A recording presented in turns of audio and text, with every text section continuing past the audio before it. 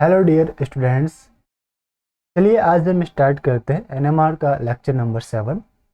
Lecture number 6 के अंदर हमने स्टडी की थी कि सिग्नल की इंटेंसिटी क्या रहती है, सिग्नल स्प्लिट कैसे होते हैं और स्प्लिटेड सिग्नल का पैटर्न किस टाइप से होता है, पास्कल ट्रायंगल क्या था, एक्सेट्रा के बारे में हमने स्टडी की थी और उससे रिलेटेड हम क्वेश्चन सॉल्व कर रहे थे।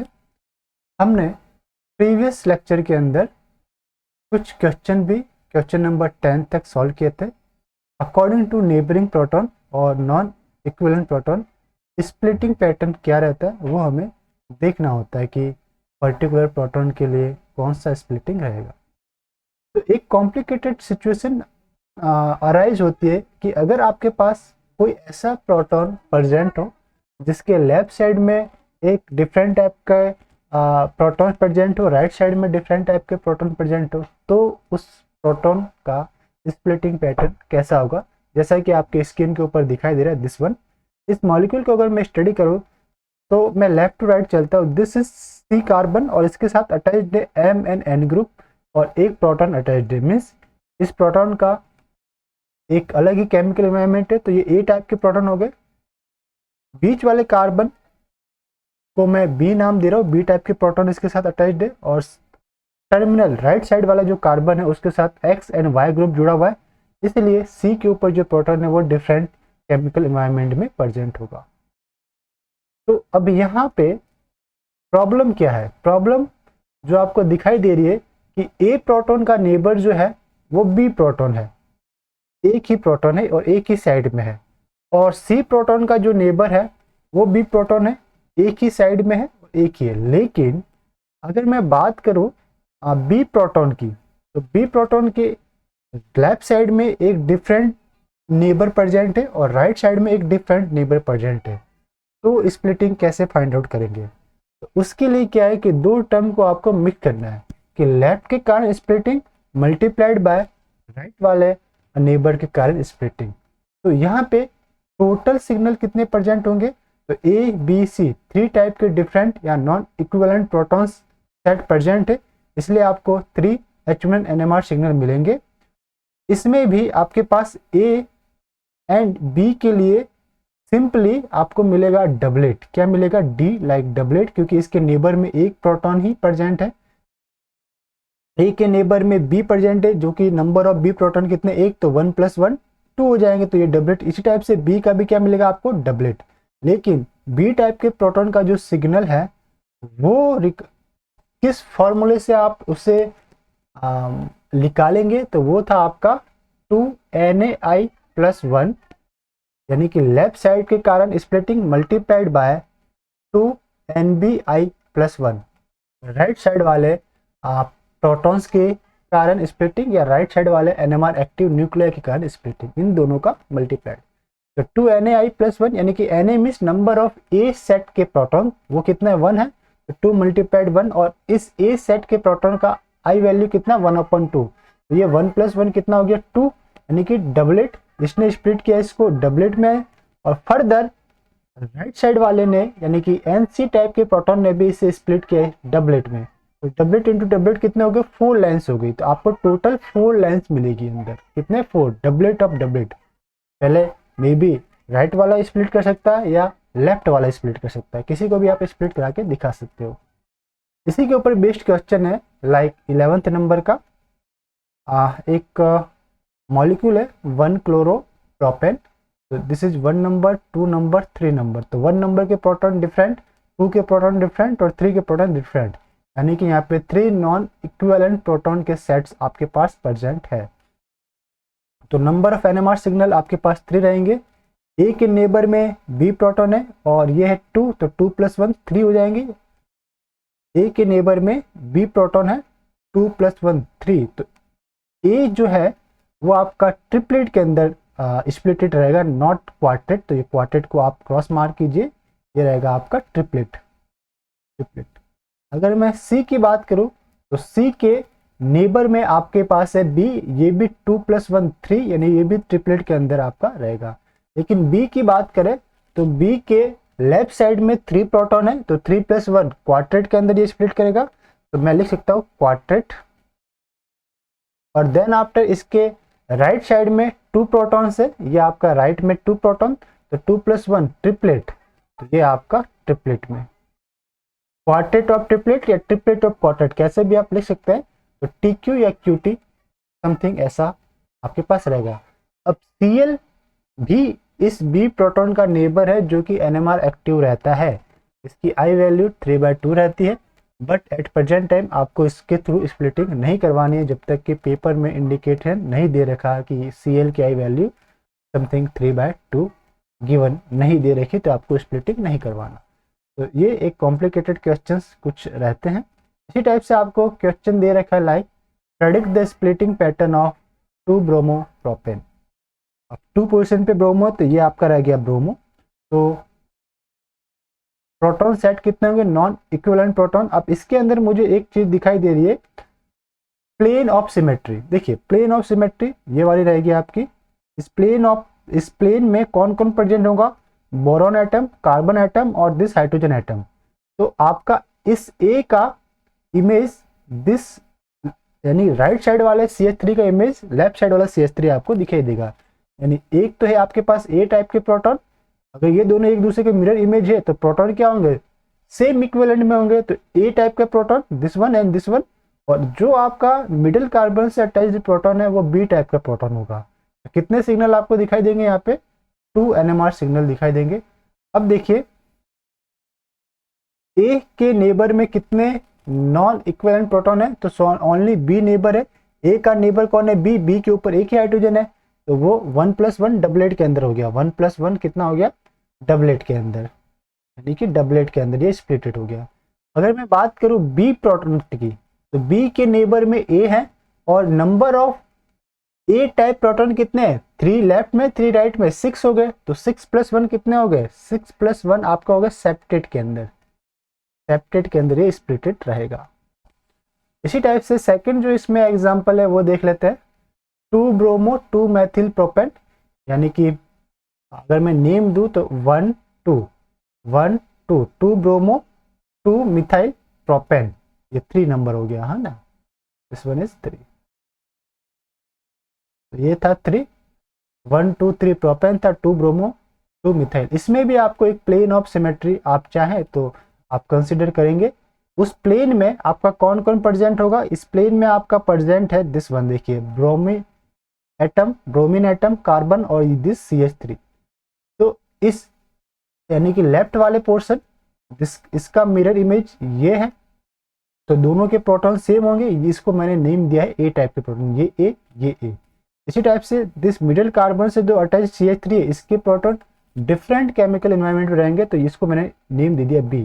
तो टोटल सिग्नल कितने होंगे, 2, तो यहाँ पे रहेंगे 2 सिग्नल। अब ए के नेबर में कार्बन नंबर 2 है और कार्बन नंबर 2 से कोई भी डायरेक्ट अटैच्ड हाइड्रोजन नहीं है, इसके ऊपर है 2 से अटैच्ड CH3 के ऊपर है, जो कि अवे हो गया बीच में, यानी कि उसकी जो बॉन्ड डिस्टेंस है वो कितनी हो जाएगी। अगर मैं एक्चुअल बॉन्ड डिस्टेंस देखूं तो कार्बन 1 के ऊपर हाइड्रोजन है, यानी एक बॉन्ड, फिर दूसरा, तीसरा और चौथा, 4 बॉन्ड डिस्टेंस पे हो गए विदाउट कॉन्जुगेशन। तो विदाउट कॉन्जुगेशन अगर 4 या 4 से ज़्यादा डिस्टेंस आती है तो वो स्प्लिट नहीं कर पाते, इसलिए ए के कारण जो सिग्नल मिलेगा ओनली सिंगलेट होगा। जबकि अगर मैं बी के कारण बी की बात करूँ तो बी के नेबर में भी कार्बन नंबर 2 है, जिसके ऊपर कोई डायरेक्टली अटैच्ड हाइड्रोजन प्रेजेंट नहीं है, तो ये भी आपको क्या देगा, सिंगलेट देगा। अच्छा क्वेश्चन है ये। इसी टाइप से आपके पास है 1 ब्रोमो प्रोपेन, तो ये रह गया आपका 1 नंबर कार्बन 2 3, 1 के ऊपर ब्रोमीन प्रेजेंट है और इसके अंदर भी किसी टाइप का कोई मिरर प्लेन या रोटेशन एक्सिस प्रेजेंट नहीं है। तो तीनों ही कार्बन पे जो हाइड्रोजन प्रेजेंट है वो 3 डिफरेंट केमिकल एनवायरनमेंट में, तो 3 सिग्नल यहाँ पे देखने को मिलेंगे। तो this one is A, this B, this C. तो नंबर ऑफ सिग्नल कितने, 3। अब ए के नेबर में बी है और कितने प्रोटॉन है बी के, 2, तो 2 + 1 3, यानी ए का जो सिग्नल है वो ट्रिपलेट में मिलेगा। इसी टाइप से सी का जो सिग्नल है उसके नेबर में बी है 2 + 1 3, यानी कि ये भी ट्रिपलेट में मिलेगा। लेकिन अगर मैं बी की बात करूं तो बी के राइट में भी डिफरेंट प्रोटॉन है और लेफ्ट में भी डिफरेंट प्रोटॉन है। तो इसमें जो फॉर्मूला लगेगा वो ये वाला 2ni+1 मल्टीप्लाइड बाय 2nbi+1,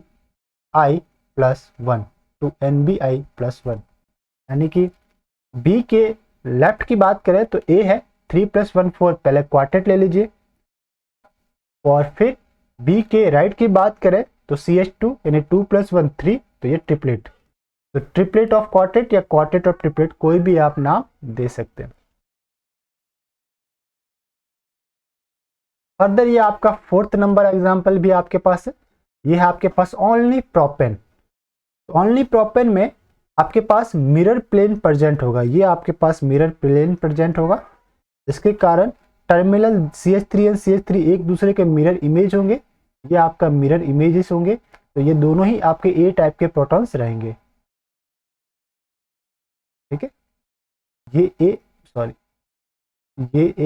और ये भी आपका ए, और बीच वाला एक डिफरेंट आपका प्रोटॉन, तो दो सिग्नल रहेंगे। ए के नेबर में बी कितने 2+1 3, तो ये ट्रिपलेट में रहेगा, जबकि बी के नेबर में ए है और ए कितने आएंगे 3+3 6, 6+1 7, तो ये सेपरेट के अंदर स्प्लिटेड रहेगा। 5th example, quartet has relative intensity of I = 1/2, तो मुझे पता है कि I = 1/2 के लिए पास्कल ट्रायंगल वर्क करता है, pascal triangle. Okay, pascal triangle लगा लीजिए। देखिए पास्कल ट्रायंगल के लिए अगर क्वार्टेट है तो क्वार्टेट मिल रहा है, मीन्स अगर आप किसी भी ये जो स्प्लिटेड इंटेंसिटी के टर्मिनल के दो एंड को ऐड करोगे तो 4 आने चाहिए। देखिए 1+2 टर्मिनल के दो एंड ऐड कर रहा हो तो ये तो 3 आ रहा है, तो ये तो होगा नहीं। 1+1 2 आ रहा है, ये भी नहीं होगा। 1+4 5 आ रहा है, तो ये भी नहीं होगा। 1+3 4 आ रहा है, और लास्ट के 2 टर्मिनल 3+1 ये भी 4 आ रहा है, तो ये होगा। ओके, तो यही रहेगा आपका 1^3^3^1, ये आपका पास्कल ट्रायंगल फॉर I = 1 के लिए रिलेटिव इंटेंसिटी आपकी रहेगी, तो आंसर रहेगा आपका 4। अब ये पूछा है first multiplet has relative intensity as I = 5/2, तो 5/2 के लिए फर्स्ट मल्टीप्लेट, तो सबसे पहले तो 5/2 के लिए आपके पास अगर एक प्रोटॉन प्रेजेंट है तो कितने सिग्नल मिलेंगे, तो 2ni+1 का अगर मैं फॉर्मूला लगाता हूँ तो 2 × 1 × 5/2 + 1, तो 2 से 2 कैंसिल, कितने हो गए 6। ओके, तो आपके पास 6 स्प्लिटेड पीक्स मिलेगी, 6 लाइंस उसके अंदर आपको देखने को मिलेंगे, और उनकी इंटेंसिटी रहेगी 1 ये इस टाइप से 6 टाइम्स, यानी कि 6 के 6 लाइन सेम इंटेंसिटी का, तो इसका आंसर है बी 1 1 1 1 1 1, यानी कि ये 6 लाइंस आपके पास हो गई सेम इंटेंसिटी की। अब एक क्वेश्चन काफ़ी अच्छा है जो कि एग्जाम में पूछा गया है, ये इतना मुझे याद है कि ये नेट का क्वेश्चन है। ऊपर के भी 2 मार्क के क्वेश्चन पूछे गए, कहीं ना कहीं पूछे गए, लेकिन ये 4 मार्क का क्वेश्चन एक बार को पूछा गया। 4 मार्क बोल क्या रहा है, देखिए NMR रिकॉर्डेड एट 500 मेगाहर्ट्ज, बिल्कुल। तो अ क्वार्टेट, यानी क्वार्टेट मिल रहा है हमको विथ लाइंस एट, ये लाइंस की पोजीशन है क्वार्टेट लाइन की, respectively find delta and J value. अभी तक हमने जे वैल्यू नहीं देखा, डेल्टा वैल्यू हमें पता है, लेकिन जे वैल्यू क्या रहती है तो मैं बता देता हूँ। जो आपका सिग्नल है स्प्लिट होता है तो हमें स्प्लिटेड लाइन मिलती है। अब इन स्प्लिटेड लाइन के बीच का जो डिस्टेंस है उसको अगर मैं हर्ट्ज में मेजर करूं तो वो कहलाएगा आपका कपलिंग कांस्टेंट। ठीक है, ये जो स्प्लिटेड लाइन जो दिख रही है ये क्वार्टेट है, तो 1 2 3 4, तो इन दो स्प्लिटेड लाइन के बीच की दूरी इन अ मल्टीप्लेट में दो स्प्लिटेड लाइंस के बीच की जो दूरी है हर्ट्ज में, वही आपका कपलिंग कांस्टेंट रहता है। तो इसने डेल्टा एंड जे की वैल्यू पूछी है, तो देखिए क्या रहेगा। सबसे पहले ये स्प्लिटेड लाइन है, मैंने इनको असाइन कर दिए नंबर्स। पहले मैंने असाइन किए 1759, 1759, 1753, क्योंकि हमारा जो NMR स्पेक्ट्रा है वो लेफ्ट टू राइट जाता है, इसलिए लेफ्ट में छोटी वैल्यूज आएंगी और धीरे धीरे बड़ी वैल्यू आएगी। तो ये 1741 से चालू हुआ, 1741, 47, 53 एंड 59। अब अगर ये मल्टीप्लेट है तो इन दोनों ही लाइन के बीच में जो डिस्टेंस है वो क्या रहेगी, सेम रहेगी। यानी इसके बीच की डिस्टेंस, इसके बीच की डिस्टेंस और इसके बीच की डिस्टेंस क्या रहनी चाहिए, सेम रहनी चाहिए। तो ये क्या था आपका कपलिंग कांस्टेंट, और मैंने यहाँ पे लिखा हुआ भी है the distance between two adjacent peak in a multiplet is same रहेगी, जो कि जे वैल्यू रिप्रेजेंट करता है। तो अगर मैं निकालूं तो 1747 में से 1741 घटा दूं तो कितना आएगा, 6 हर्ट्ज। इसी टाइप से 53 में से 47 घटाऊंगा तो भी 6 आएगा, 59 में से 53 घटाऊंगा तो भी 6 आएगा। अब पीक डेल्टा वैल्यू अगर मुझे मेजर करना है तो मुझे इसका मीन पोजीशन चेक करना होता है। तो इस मल्टीप्लेट का मीन पोजीशन क्या रहेगा, मल्टीप्लेट का मीन पोजीशन रहेगा 1750। ओके, मीन पोजीशन रहेगा 1750। मुझे जस्ट बीच में से इसकी डिस्टेंस मेजर करनी रहती है। तो हर्ट्ज में ये पोजीशन रहेगा 1715। और हमें पता है, जो कि लेक्चर नंबर 2 के अंदर ही हमने देखा था, कि अगर आपके पास केमिकल शिफ्ट हर्ट्ज में दे रखा है और उसे मैं डिवाइड कर दूं ऑसिलेटर फ्रिक्वेंसी से इन मेगा हर्ट्ज में, तो हमारे पास डेल्टा की वैल्यू पीपीएम के अंदर आ जाती है।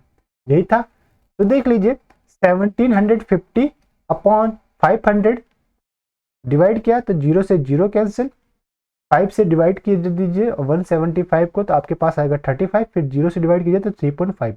ये रहा आपका 3.5 ppm, यानी कि केमिकल शिफ्ट था 3.5 ppm और जे वैल्यू है 6 हर्ट्ज में। तो ये आपका है क्वेश्चन, और आई थिंक इनके अंदर जितने भी क्वेश्चन हमने सॉल्व किए वो इम्पोर्टेंट ही है, इसलिए इस लेक्चर को मैंने इस सीरीज के अंदर इंक्लूड किया है। तो मिलते हैं नेक्स्ट लेक्चर के अंदर, जिसके अंदर हम मेजरली स्टडी करेंगे वो पॉइंट रहेगा आपका कपलिंग कांस्टेंट।